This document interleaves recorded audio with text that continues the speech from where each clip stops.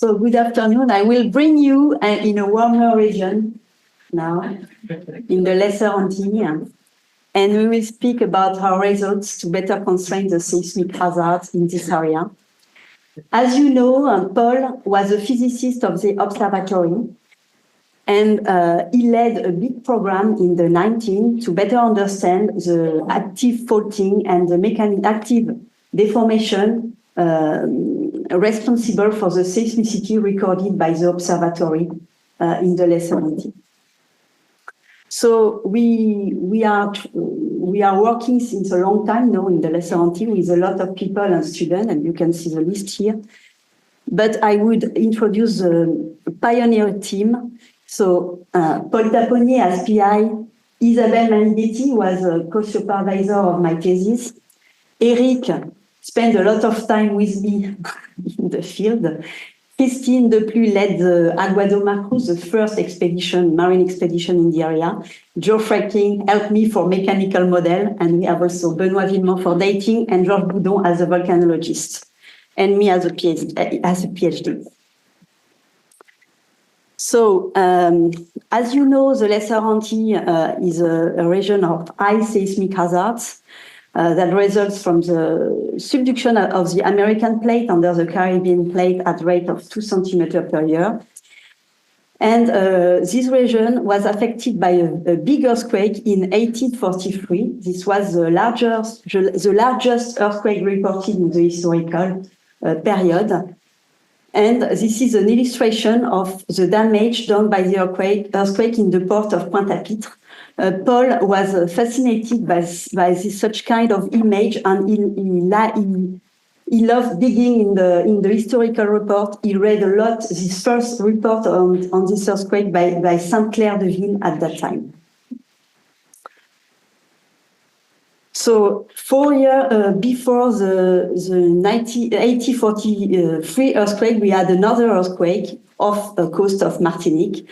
And also in the recent period, we had earthquake in the overriding Caribbean plate, but also in the downgoing slab. Looking at the seismicity, you see here that you have a dense seismicity in Guadeloupe, with focal mechanisms that are various. You have a normal fault mechanism, strike-slip fault, and reverse fault. And our goal was to understand the mechanisms responsible for the seismicity. At that time, we faced a big problem that we have no data. This region was very poorly known, and it was better known for its famous volcano, Montagne Pelée, Soufrière de Guadeloupe, and this catastrophic eruption like 1902 eruption. So I remember Paul saying me, Nathalie, these islands are confettis, and we need to map the seafloor to understand what happened for the mechanisms of deformation. And this is a photo of me with Paul. It is not on board on oceanographic boat, because he never went with me in a boat, like we speak about that. So it is in a ferry in between the small island. So Christine Deplu led this first cruise. We travel all along the Lesser Antilles between St. Lucia and Antigua, and we acquired high-resolution marine data on board of the Atalante. This was my first experience writing a cruise proposal and participating to a cruise. So we made this beautiful map that is a high-resolution bathymetry, and you can see that you have many relief submarine mountains. Here, offshore Guadeloupe, you have a 5,000-meter high cliff.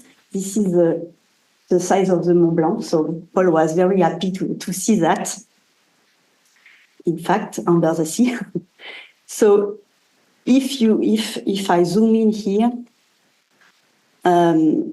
you can see that the seafloor is cross-cut by very linear features, steep scarps that are scarps of normal faults. And this fault also cut the sedimentary layer to the surface. They are recent and active. Those faults cut across the small island of Guadeloupe. This is Marie-Galante, for those who know this island. It is cross-cut by the Morne-Piton fault, and this fault is about 50 kilometers long, and it could be able to promote a magnitude 7 earthquake. It is long enough to promote such earthquake. So we observe the fault everywhere, and as you know, Paul, when he shows his fault, say, "Oh, fantastique, c'est beau comme l'Antique." He was saying always this. Voilà. So this is the fault scarp, is 100-meter high scarp in the landscape, cross-cutting across Marie-Galante. So we have also the trace of this fault in the cliff, and you see this fault plane here and the scarp here in the landscape. And this is a beautiful photo of Paul taken by Isabelle in front of the Grande Vigie fault scarp. Nicolas said yesterday that Paul was always running, so I have the proof here, running, because he just saw a fault from the car, you know, because he didn't look never at the road. It was very dangerous. He looked at the landscape and he saw this fault and he ran, and we mapped this fault. So we travel all along this area. We mapped the fault everywhere in Marie-Galante, Grande-Terre, Basse-Terre. We saw a lot of normal faults. And thanks to the Aguadomar data, we could map the fault also in the seafloor. This is a Morne-Piton fault, and you can see that you have two families of fault, arc perpendicular graben fault, and a fault that is running along the arc, parallel to the arc, and made of en échelon. We proposed at that time that this fault were at the termination of the strike slip fault located north of the Caribbean and terminates at the north tail structure here in the Lesser Antilles, accommodating the slip partitioning of the convergence between the North American plate and the Caribbean plate. So we continue the work with a lot of collaborators and PhD student and postdoc student. Gaël is here and has a poster here, a poster in the poster session. So we continue our work of mapping all the seafloor with other. We have many crews and with other colleagues too. And now we are still missing data, but we have a good view of the area. So we focused on this strike slip system along the arc, and we show that this system is made of en échelon, sinistral, arranged in sinistral échelon, and it cross-cut here the active volcanic island. And you see that the Soufrière volcano is between a relay between two echelons. Looking at the fault in cross-section in the seismic, in high-resolution seismic data, you see that the fault cross-cut all the sedimentary layer to the surface here. These are very recent late Quaternary deposits. In 2004, we had an earthquake, magnitude 6.3 earthquake in Guadeloupe along this system in Les Saintes. So Les Saintes are located here. The earthquake occurred along this fault. Fortunately, we mapped this fault just before the earthquake, thanks to Paul. So we knew where was the earthquake and that it was not a volcanic crisis, but a seismic crisis. And we made some models with Bertrand Delouis and Martin Vallée to see where was the slip. And we found that likely this fault ruptured during the earthquake. Later, with Sarah Bazin and Wayne Crawford, we put some OBSs, sub-bottom seismometer, around the Roseau Fault, and we recorded better the seismicity. And you see that the seismicity aligned along the fault. So Paul was very happy with these results. So looking at this area, the Roseau Fault, we made a very high resolution imagery in 2009.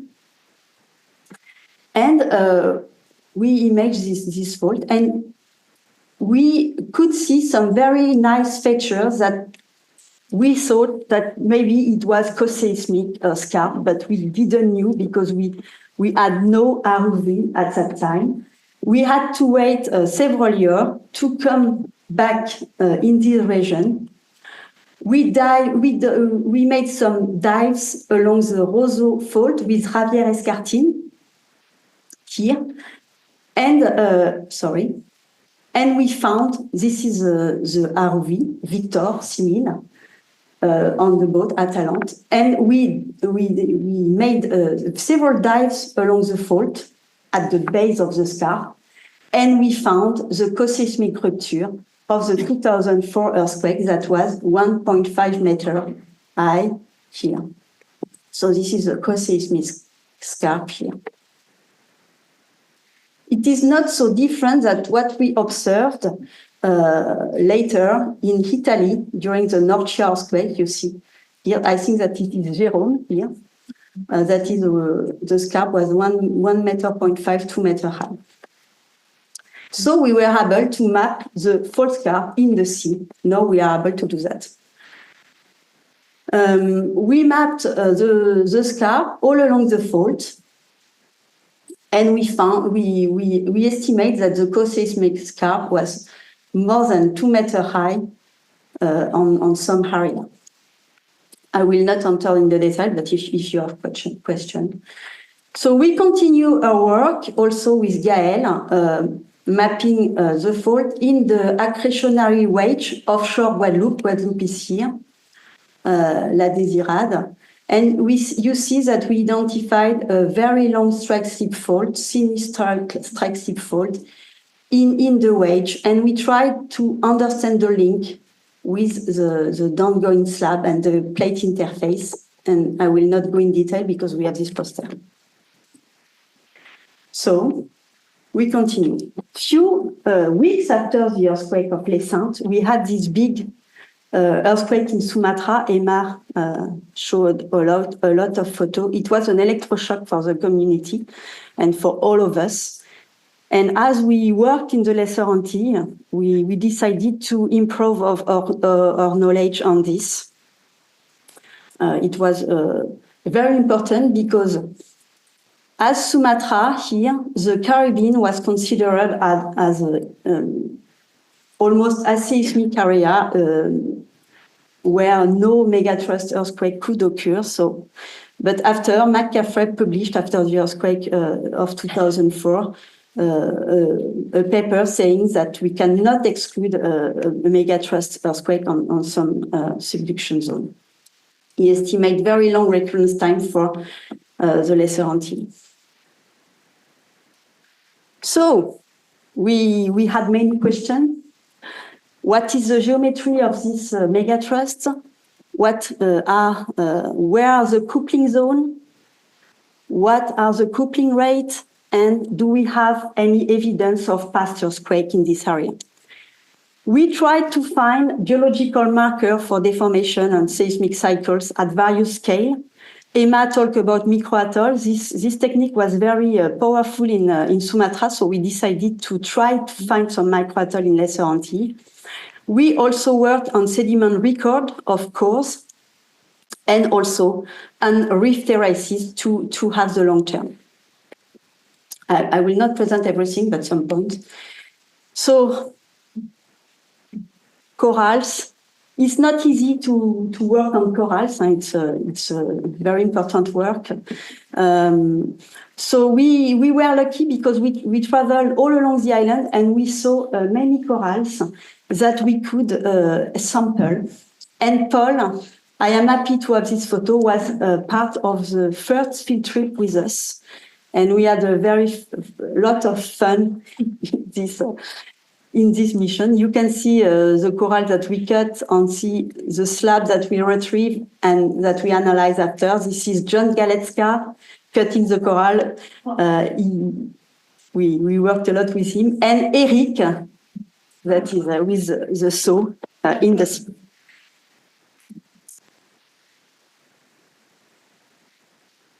So, as I said, Paul was part of this trip, and we were very happy with the map.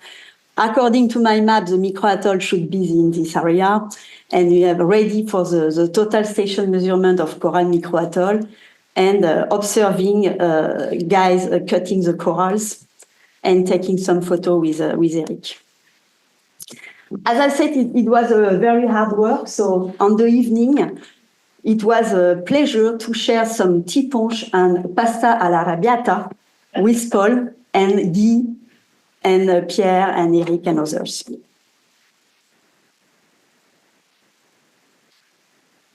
So what about this coral? Emma already speak about that, but we can, with this coral, analyze the sea level change that they record. So you have to cut them to make X-ray and to estimate, to reconstruct the sea level curve recorded by the coral. The sea level curve, the sea level change is due to tectonics, but also to climate. So you have to deal between two processes. And we also worked a lot with Belle Philippe-Bossian. She was a postdoc at that time with us. And we show that all islands of the Lesser Antilles are subsiding at rate of about 2 to 9 millimeters per year. And as you can see, the rate is changing here. So one way to explain this is to accumulate strain in the deeper part of the megathrust. In the mantle wedge, against the mantle wedge is what we see this morning. So some earthquake may occur in this area. So maybe we have this in the Lesser Antilles. Unfortunately, the record was too short to show earthquake. We have no evidence for earthquake. So here,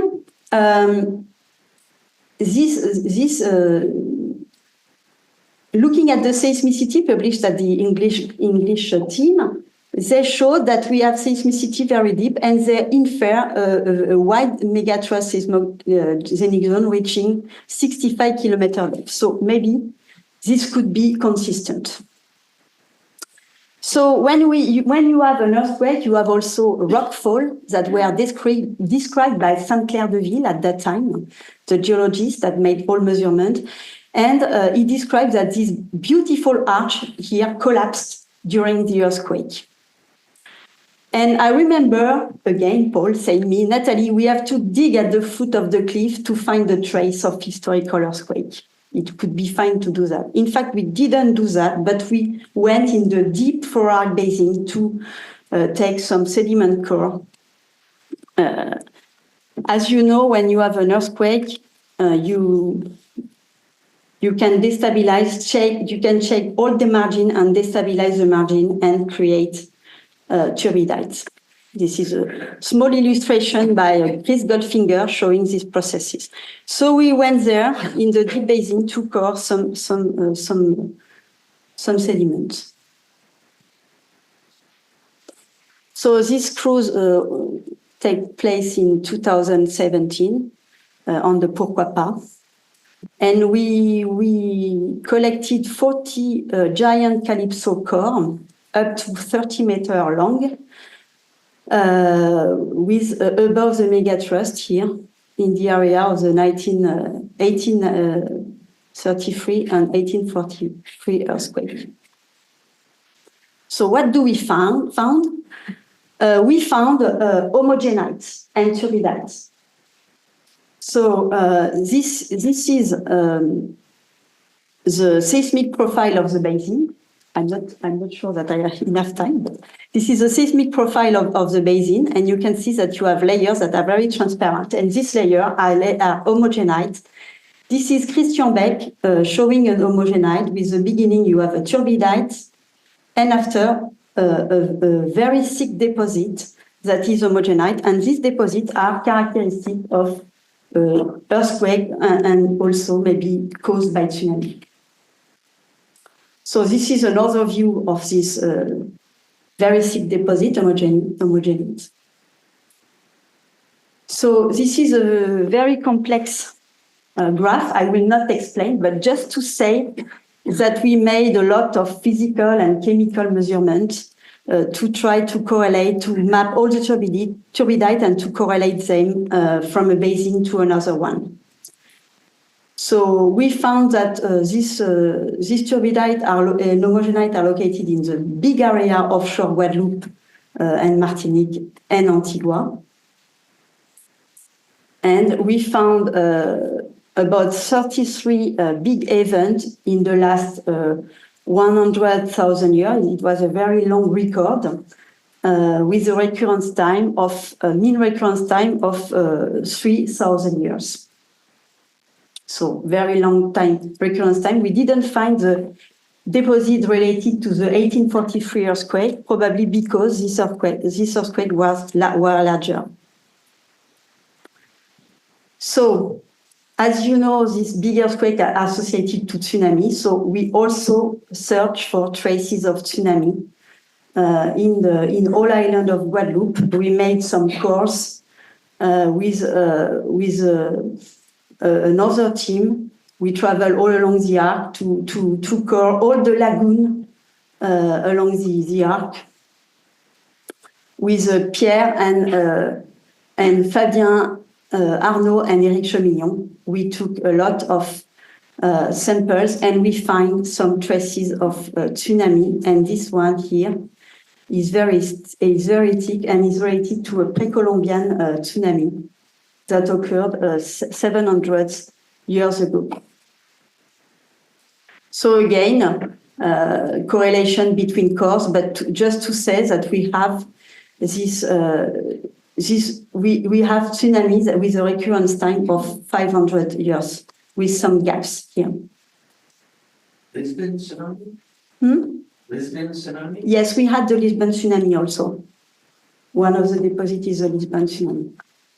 That's 5,000 kilometers away. Yes, but we have description of big waves in Lesser Antilles due to Lisbon tsunami. And this pre-Columbian tsunami was also, we have traces of this pre-Columbian tsunami in Anegada, a small island here located in the north. We went there with Brian Ledwater in the field, and we found very big boulders, microatolls, transported above at several meters high. These guys were transported alive because they are very well preserved. So we have the evidence of a very big tsunami at that time. And we made some modeling, and the only way to explain this, the one way to explain this deposit is a megatrust earthquake of magnitude 8.7, 8.9, just north of Anegada and Saint-Martin, Saint-Barth, etc. So it was a very quick summary of our results. We mapped active fault in the arc, and we estimate the rate of millimeter per year. We mapped active fault in the wedge. We get some clues about links between active faulting and volcanism, about long-term coupling of the plate interface, and we found for past earthquake and tsunami. We have a lot more questions now on geometry, and is why working with Satish will be great on this area. I don't know. We have to, with the geometry, we have to understand better the deep processes. We have questions about this long-term, short-term deformation. And we are missing data on the slip rate and past earthquake on crustal fault. We have the proposal with Stéphane, but we were not funded, unfortunately. So we have to redo this. And we we would like to make deformation with analog and numerical models. I hope, the most important, some photo of Paul again. Paul and I measuring a fault plane in Basse-Terre. I put here a drawing of fault and fissure at Pointe-à-Rard by Paul, and Paul in front of the sea. So all this work would have been impossible with him. So thanks to Paul, and I miss him a lot.